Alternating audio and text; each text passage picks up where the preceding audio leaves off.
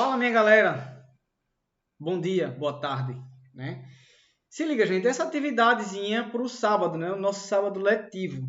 Então, olha só, o tema, a gente começou a estudar a colonização do Brasil, né?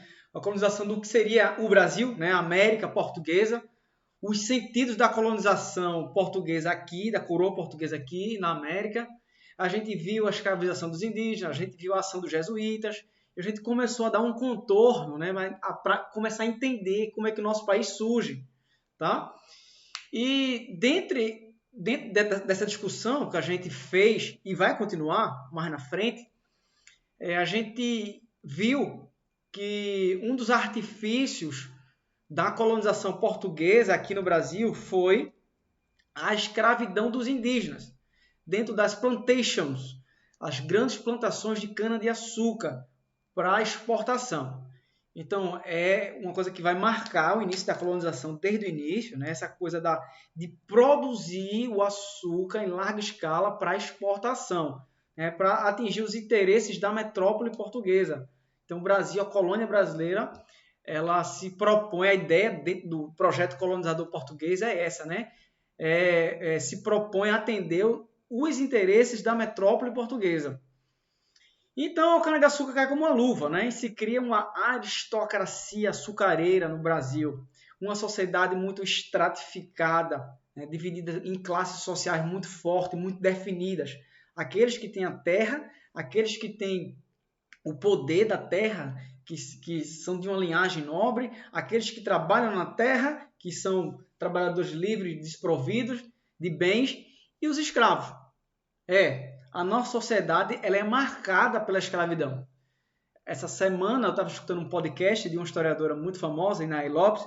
Ela falou que a escravidão brasileira ela molda a nossa sociedade em todos os sentidos. A experiência escravocrata, 300 anos de escravidão no Brasil, e quando acaba a escravidão no Brasil, a gente vai estudar isso também, né? E o pós-abolição. Existir um mecanismo de distinção social e racial no Brasil. Por exemplo, a política de embranquecimento. O Estado brasileiro ele convocou famílias europeias para cá no sentido de querer embranquecer o Brasil. E o Brasil seguiu, né, com essas diferenças. O Brasil, a gente tem muitos marcadores de diferenças. A gente tem marcadores de diferenças sociais e econômicos, que é um absurdo, né? O abismo econômico que existe no Brasil. A gente tem marcadores de gênero. Existem diferenças, sim, né, entre mulher e homem no Brasil. Inclusive, o homem branco é muito mais privilegiado do que o homem não branco e muito mais privilegiado do que a mulher. E se for uma mulher não branca, né, esse privilégio ele some. Né? Então, é possível que a gente enxergue isso hoje no Brasil e que a gente entenda melhor esses marcadores de diferenças quando a gente estuda o passado.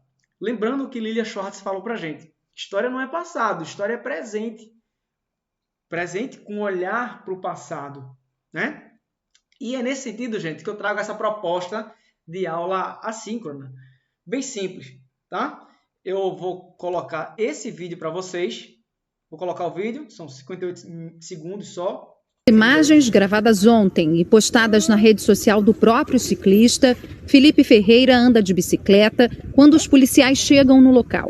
Eles mandam que o jovem se vire e coloque as mãos na cabeça. Não coloca a mão na cabeça. Você tá mandando em quê? Por quê? Coloca a mão na cabeça. Coloca a mão na cabeça. Por que você tá apontando a arma pra mim? Coloca a mão na cabeça. Isso é uma abordagem. Se você não obedecer, você vai ser preso. Olha só como ele tá me tratando. Põe a mão na cabeça. Como assim? Eu tô te dando ordem legal. Eu tô te dando ordem legal. Coloca a mão na cabeça. Não, beleza. Beleza, cara. Vai pra que me tratar desse jeito? Filmando aqui o meu rolê. Não, coloca a mão na cabeça. Felipe questiona a ação e diz que está gravando com o celular. Um dos policiais aponta a arma para Felipe durante toda a ação. O outro policial pede que ele cumpra a ordem, mas Felipe segue perguntando o motivo da ação. Só tô dando meu rolê de bike. Uma cena desagradável, né? No mínimo desagradável.